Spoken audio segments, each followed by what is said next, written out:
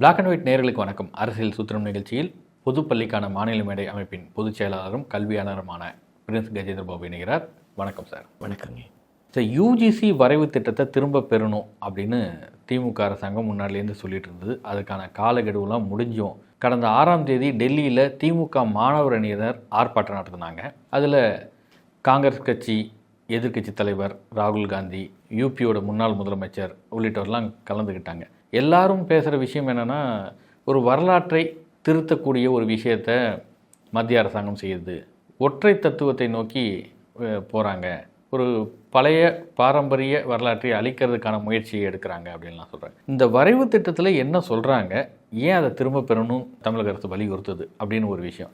இது போக வேறு ஏதாவது உயர்கல்வி கற்பதில் பிரச்சனை சிக்கல்கள்லாம் இருக்குதா? இந்தியா முழுக்கங்க பல்வேறு பல்கலைக்கழகங்களில் பல்கலைக்கழக நிதி நல்கை குழுவினுடைய வரைவு ஒழுங்காற்று விதிகள், டிராஃப்ட் யூஜிசி ரெகுலேஷன் 2025, அதே மாதிரி 2024, இந்த 2 விதி ஒழுங்காற்று விதிகளில் இருக்கக்கூடிய கூறுகள் இருக்குது இல்லைங்களா. இந்த கூறுகள் குறித்த எதிர்ப்பு என்பது இன்றைக்கு நேற்றல்ல, கிட்டத்தட்ட 10 ஆண்டு காலமாக இந்தியா முழுக்க நடந்துகிட்ருக்கு. குறிப்பாக 4 இயர் அண்டர் கிராஜுவேட் ப்ரோக்ராம் அதை டெல்லி யூனிவர்சிட்டியில் அறிமுகப்படுத்தும் பொழுது டெல்லி பல்கலைக்கழக ஆசிரியர் சங்கமும் மாணவர்களும் கடுமையாக எதிர்த்து போராடி இருக்கிறாங்க. ஒரு ஆங்கில பத்திரிக்கை செமிஸ்டர் சிஸ்டத்தை இன்ட்ரடியூஸ் பண்ணுறதை எதிர்த்து டெல்லி யூனிவர்சிட்டியில் நடந்த விவாதத்தை ஒரு இஷ்யூவை ஸ்பெஷல் இஷ்யூவாக போட்டாங்க. எனவே இவங்க இன்றைக்கு வரைவு விதிகளில் சொல்லியிருக்கிற ஆபத்துன்னு திடீர் என்று வந்துடல, ஒரு 10 ஆண்டு காலமாக இப்படி ஒரு ஆபத்து வரப்போகுது, இது நியாயம் இல்லை அப்படின்னு சொல்லி அவங்கவுங்க தளத்திலிருந்து அவங்கவுங்க ரெசிஸ்ட் பண்ணிக்கிட்டே இருந்தாங்க. இப்போ ஒன்றிய பல்கலைக்கழகத்தை பொறுத்த வரைக்கும் ஒன்றிய அரசாங்கத்தின் கட்டுப்பாட்டில் இருக்கிறதுனால தான் நினைத்ததைத்தான் நிறைவேற்றுவேன் என்று ஜனநாயகமற்ற தன்மையோடு இருக்கும் பொழுது ஒன்றிய பல்கலைக்கழகத்தில் எதிர்ப்பு தான் நடந்திருக்கு. ஆனால் மாநிலங்கள் அப்படி கிடையாது. மாநில அரசு இருக்குது. மாநில அரசினால்தான் பல்கலைக்கழகங்களை உருவாக்க முடியும், நிர்வகிக்க முடியும் அப்படின்ற அந்த விஷயம் இருக்குது. அந்த அதிகாரத்தை பயன்படுத்தி தான் செல்வி ஜெயலலிதா அவங்க ஆட்சியில் இருந்த போது கூட நீங்கள் பார்க்கலாம், ஒரு பல்கலைக்கழகத்திற்கு முதல்வர் தான் வேந்தர் என்று கூட ஒரு சட்டத்தை அவங்களால கொண்டு வர முடியுது. அதுக்கெல்லாம் காரணம் என்னன்னு கேட்டால், பல்கலைக்கழகத்தை உருவாக்குதல் நிர்வகித்தல் என்பது மாநில பட்டியலில் வரிசை 32 இருக்குது. இந்த அதிகாரம் யாருக்கு இல்லைன்னு கேட்டிங்கன்னா ஒன்றிய அரசுக்கு இல்லை. இப்போ இந்தியா முழுக்க இருக்கிற பெரும்பகுதி பள்ளிக்கல்வியில் எப்படி சொல்கிறோமோ அதே மாதிரி தான் உயர்கல்வியிலையும் எல்லோரும் படிக்கிற கல்லூரிகளை, எல்லோரும் பயன்படுற பல்கலைக்கழகங்களை நடத்துறது யாருன்னு கேட்டால் அந்தந்த மாநில அரசுகள் தான், ஒன்றிய அரசு அல்ல. ஒன்றிய அரசு நடத்துறதெல்லாம் சிறப்பு உயராய்வு நிறுவனங்கள் தான் ஒன்றிய அரசு நடத்துறது. அப்போது மாநில அரசு தான் விடுதலையில் இருந்தே இதை தொடர்ந்து செய்துக்கிட்டு இருக்கு அப்படின்னும் பொழுது, நீங்கள் தேசிய கல்விக் கொள்கையினுடைய அடிப்படையே என்னன்னு கேட்டால், மாநிலம் என்று ஒன்று இருப்பதையே அங்கீகரிப்பதில்லைன்றது தான். மாநிலம் என்று ஒன்று இருப்பதை அங்கீகரிப்பதே கிடையாது. கூட்டாட்சி தத்துவத்தின் அடிப்படையில் மாநிலத்திற்குண்டான அதிகார பகிர்வை அங்கீகரிக்க மாட்டோம், மாநிலத்திற்குண்டானதையும் நாங்கள் தான் முடிவெடுப்போம் என்பது தான் தேசிய கல்விக் கொள்கை 2020. அதை நடைமுறைப்படுத்துவதற்காக வெளியிடப்பட்ட கடைசி ஒழுங்காற்று முறை இதுதான். இதுக்கப்புறம் இந்த ஒழுங்காற்று விதிகள் உங்களுக்கு பிப்ரவரி மாதம் 5ஆம் தேதிக்குள்ளே கருத்து கேட்டிருந்தாங்க. இப்போ அந்த தேதி முடிஞ்சிரு, இப்போ எக்ஸ்டெண்ட் பண்ணியிருக்கிறதா சொல்கிறாங்க. கருத்து சொல்கிறதுக்கான கால அவகாசத்தை கூட்டி கொடுத்துருக்குறோம் அப்படின்னு சொல்கிறாங்க. ஆக இன்னும் 1 வாரம் 2 வாரம் கழித்து அவங்க கருத்துக்கள்லாம் பெற்றோன்னு சொல்லி விவாதித்து அவங்க அதை அறிவிக்கையாக நோட்டிஃபிகேஷனாக அது அவங்க கொடுத்துட்டாங்க அப்படின்னு சொன்னால், அதற்கு பிறகு மாநிலங்களுக்கு எந்த உரிமையும் இல்லை. இப்போ உயர்கல்வி அமைச்சர், இப்போ இந்த சமூக அமைப்புக்கெல்லாம் பிரசிடெண்ட் கவர்னர்னு வச்சுருக்காங்க இல்லைங்களா. அந்த சமூக அமைப்பை சார்ந்த அந்த பிரசிடெண்ட் கவர்னர் வேலை என்ன? போயிட்டு ரிப்பன் வெட்டுறது, பரிசு கொடுக்கறது, அவ்வளவுதான் உயர்கல்வி அமைச்சரோட வேலை.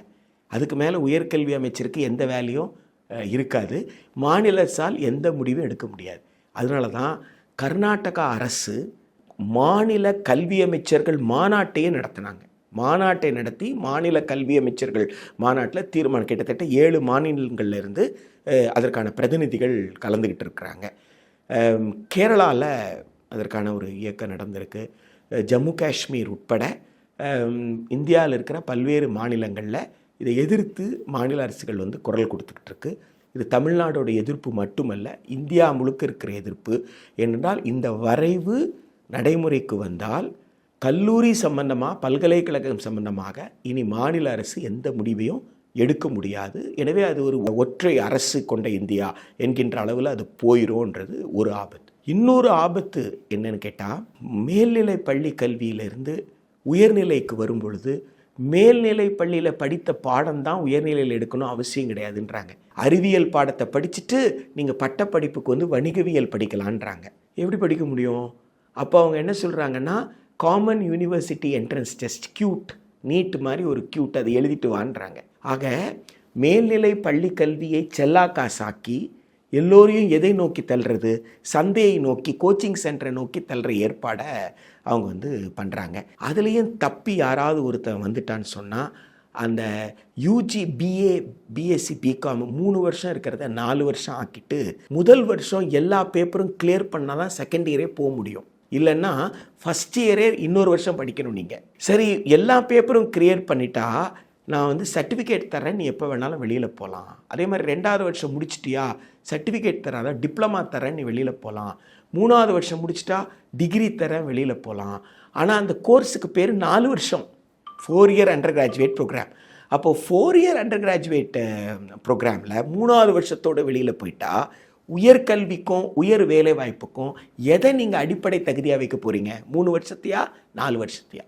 இது ஒரு கேள்வி. இப்போ 3வது வருஷத்துலேருந்து 4வது வருஷம் போகணுன்னா சிஜிபிஏல 7.5 இருக்கணுன்றாங்க. நீங்கள் எந்த கல்லூரி மாணவரை வேணால் கேட்டு பாருங்கள், ஒரு கல்லூரியில் எத்தனை பேர் 7.5 குமுலேட்டிவ் கிரேட் பாயிண்ட் எடுக்கிறவங்க இருக்கிறாங்கன்னு கேட்டு பாருங்கள். அப்போ 7.5 எடுக்காதவங்கெல்லாம் என்ன செய்ய முடியாது? 4th இயருக்கே போக முடியாதுன்ற ஒரு நிலையை உருவாக்குறாங்க. சரி, இப்போ மல்டிபிள் என்ட்ரி, மல்டிபிள் எக்ஸிட்ன்றாங்க இல்லைங்களா? நீ 1வது ஃபஸ்ட் இயரில் போகலாம், திரும்பி எப்போ வேணாலும் வந்துக்கலாம், செகண்ட் இயரில் போகலாம், எப்போ வேணாலும் வந்துக்கலான்றான்ல. கேட்குறதுக்கு ரொம்ப நல்லா இருக்குது. ஆனால் அங்கே தான் ஒரு பொடி வச்சுருக்காங்க.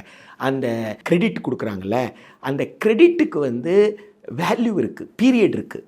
இவ்வளோ பீரியடுக்கு தான் அந்த கிரெடிட் வந்து வேல்யூன்னு இருக்குது. அந்த காலகட்டத்திற்குள் நீங்கள் வந்து திரும்ப வந்து சேரலைன்னு சொன்னால் அந்த மதிப்பெண்ணை வைத்துக்கொண்டு நீங்கள் வர முடியாது. இது தெரியாதுல்ல, தெரியாமல் நான் என்ன நினைப்பேன், சர்டிஃபிகேட் கொடுத்துட்டாங்கன்னு நான் வெளியில் வந்துட்டு நான் எப்போ வேணாலும் செகண்ட் இயர் சேர்ந்துக்கலாமான்னா, எப்போ சேர்ந்துருக்கணும்? நீ 2 வருஷத்துக்குள்ளே சேர்ந்துருக்கணும். அப்போ சொல்லுவீங்கன்னா அது எப்படி வந்து ஒரு நியாயமான அணுகுமுறையாக இருக்கும்? 3வது மிகப்பெரிய ஆபத்து என்னன்னு கேட்டால், இந்த 3 இயர் கிராஜுவேஷனில் 1 இயர் அப்ரெண்டிஸ்ஷிப்புன்றாங்க. 1 இயர் அப்ரெண்டிஸ்ஷிப், அதாவது தொழில் பயிற்சி. பிஏ எடுத்துக்கிறவங்க எங்கே போயிட்டு தொழில் பயிற்சி எடுத்துப்பாங்க? பிகாம் எடுக்கிறவங்க எங்கே போய் தொழில்? அப்போ வந்து பூ விற்கிறாங்க, பூக்கடை இருக்குது, காய்கறி கடை இருக்குது. இப்போ காய்கறி வியாபாரத்தை பற்றி நான் கற்றுக்கொண்டு அதுக்கு ஒரு கிரெடிட் வாங்கிட்டு வந்தால் அது எனக்கு கிடச்சிருமா? இந்த கிரெடிட் இருக்குல்ல, இந்த அப்ரெண்டிஸ்ஷிப் இருக்குல்ல, அந்த வங்கியில் நான் போய் வேலை கற்றுக்கிட்டு வரேன்னு வச்சுக்கோங்க. எனக்கு அந்த வங்கியில் எத்தனை பேருக்கு வேலை கொடுத்துருவீங்க? எவ்வளோ பிகாம் கிராஜுவேட்ஸ் இருக்காங்க, எவ்வளோ பேருக்கு நீங்கள் கொடுப்பீங்க? ஆக இன்றைக்கு இருக்கிற நிலைமை என்னன்னு கேட்டால், கல்லூரி என்ன செய்யும்? பிகாம் கொடுத்துரும். அப்போ பிகாமில் வணிகவியலில், பொருளாதாரத்தில், வணிகவியல் தொடர்பான புள்ளியல்ல, ஸ்டாட்டிஸ்டிக்ஸில் வணிகவியலுக்கு சம்மந்தப்பட்டது என்னென்னவோ அந்த பாடத்தை, அடிப்படை கூறுகளை கற்றுக்கிட்டு வெளியில் வந்துடுவீங்க. அதுக்கப்புறம் நீ வங்கியிலும் போகலாம், காப்பீட்டு கழகத்தில் போகலாம், இல்லை தனியார் துறையில் எங்கே வேணாலும் நீங்கள் வேலைக்கு போகலாம். அந்த நிர்வாக வேலைக்கு நீங்கள் எங்கே வேணாலும் இல்லை மேற்கொண்டு நீங்கள் எம்காம் படிக்கலாம், அல்லது ஆராய்ச்சி பண்ணலாம், இப்படி இல்லை சர்வீஸ் எக்ஸாம்ஸ் எழுதலாம். இப்படி மல்டிபிள் ஆப்ஷன்ஸ் இருக்குது. நீங்கள் அப்ரெண்டிஸ்ஷிப்னு அனுப்பிடுறதுனால 1 வருஷம் நான் தியரி படிக்க வேண்டிய, அந்த பாடத்தை ஆழமாக படிக்க வேண்டிய அந்த காலகட்டத்தை நான் வந்து பயிற்சிக்கு செலவு செய்ய போகிறேன். இத்தனை சூழ்ச்சிகளும் நிறைந்தது தான் இந்த யூஜிசி வரைவுன்னு சொன்னால், இதை திரும்ப பெறுன்னு சொல்கிறோம். யூஜிசிக்கு இந்த அதிகாரமே கிடையாதுன்றோம். ஏன் அதிகாரம் கிடையாதுன்னா, அது டெலிகேட்டட் லெஜிஸ்லேஷன், அதாவது வந்து சட்டத்தின் கீழ் யூஜிசி வரைத்து கொண்டது. தமிழ்நாட்டை பொறுத்த வரைக்கும் ஒவ்வொரு பல்கலைக்கழகத்துக்கு என்ன இருக்குது? சட்டம் இருக்குது. அப்போ சட்டம் செல்லுமா அல்லது சட்டத்தின் கீழ் இயற்றப்பட்ட விதிகள் செல்லுமானா சட்டம் தான் செல்லும். எனவே யூஜிசிக்கு அதிகாரமே இல்லை. அதிகாரமே இல்லாமல் நீங்கள் வந்து எங்களுக்கு ஒழுங்காற்று விதிகள்ன்ற பேரில் இதை அமுல்படுத்தலைன்னா நீங்கள் பட்டப்படிப்பே நடத்த முடியாதுன்றீங்க. அதோட விளைவு என்னன்னு கேட்டால், அப்போது இதை ஏற்றுக்கொள்ளாத மாநிலங்கள், ஏற்றுக்கொள்ளாத பல்கலைக்கழகமாக இருந்தால் அந்த பல்கலைக்கழகம் தரக்கூடிய பட்டம் செல்லாதுன்னு அர்த்தம்.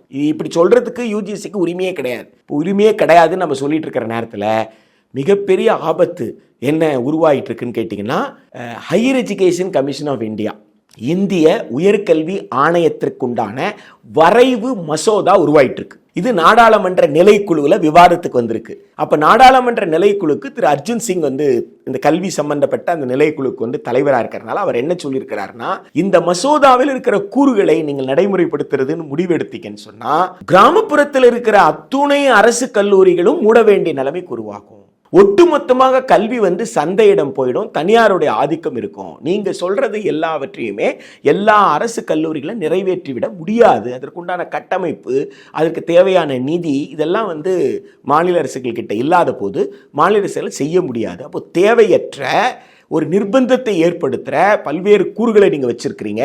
அந்த நிர்பந்தங்கள் என்ன செய்யும்னா, மாநில அரசிடம் இனிமேல் கல்லூரியை நடத்த முடியாதுன்ற சூழல் ஏற்பட்டு அந்த கல்லூரிகள் தானாக மூடக்கூடிய ஏற்பாட்டில் போய் முடியும். பல்கலைக்கழகங்கள் காணாமல் போயிடும். அப்போ பாதிக்கப்படக்கூடியது ஏழை மக்கள், நகர்ப்புற ஏழைகளாலும் சரி கிராமப்புற ஏழைகளாலும் சரி, இவர்கள் தான் பெரிய அளவுக்கு பாதிக்கப்படுவாங்கன்ற எச்சரிக்கையை திரு அர்ஜுன் சிங் அவர்கள் கொடுத்துருக்குறாங்க.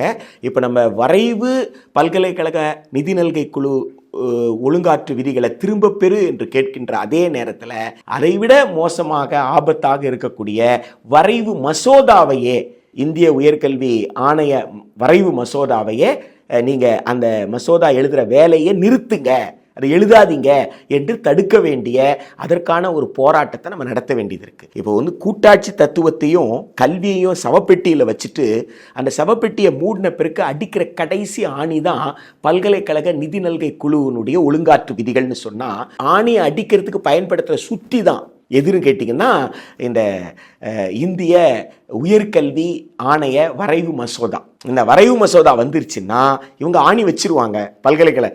இப்போ அது அடித்து முடிச்சிருவாங்க.